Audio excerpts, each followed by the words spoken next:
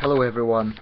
So there's been breaking news this afternoon, and usually with this sort of video I try to make it as brief as possible, because in the context of breaking news situations develop and I don't want to be irresponsible and say things that might later change, but I'll lay out some of the basic details that is known at this stage if you're not familiar.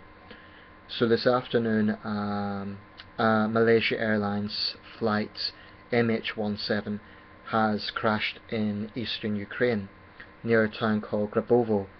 It's making all the headlines right now. It's a developing story, but it certainly sounds like a major incident. 295 people on board, 280 passengers, 15 crew, and the most disturbing aspect is there is reports from the Ukrainian Interior Ministry that this flight was shot down by missiles.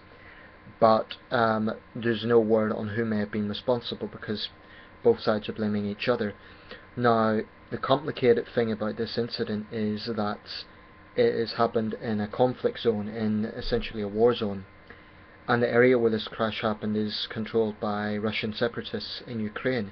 If you've been following world affairs for the past half year, you'll know that there's this violent separatist movement that has been going on between the Ukrainian government and pro-Russian separatists.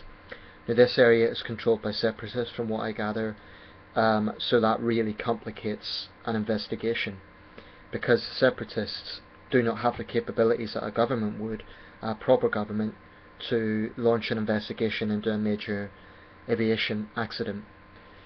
Apparently Putin told Obama on the phone as they were discussing the situation in Ukraine,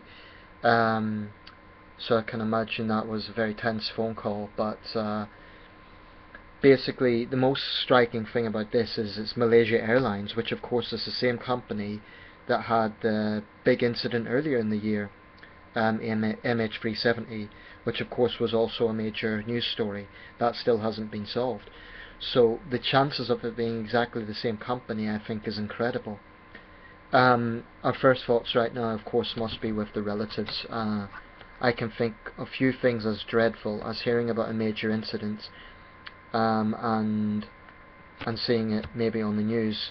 It may well be that some people watching this, their relatives were on board. So if I can play any role by uploading this video, it's to pass information.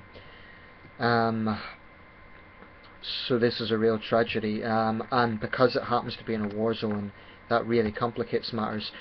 I think the most important thing now, instead of pointing fingers, that will be for later on. The most important thing now is to, sadly it doesn't look like there's any way there could be any survivors, but there needs to be an independent investigation.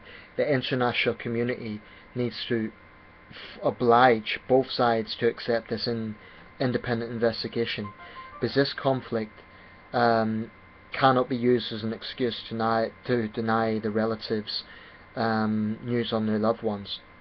So I'm going to leave it there, but I'll maybe make a later video when there's more information. But for now, our thoughts must be with the relatives of those who have perished in this major incident.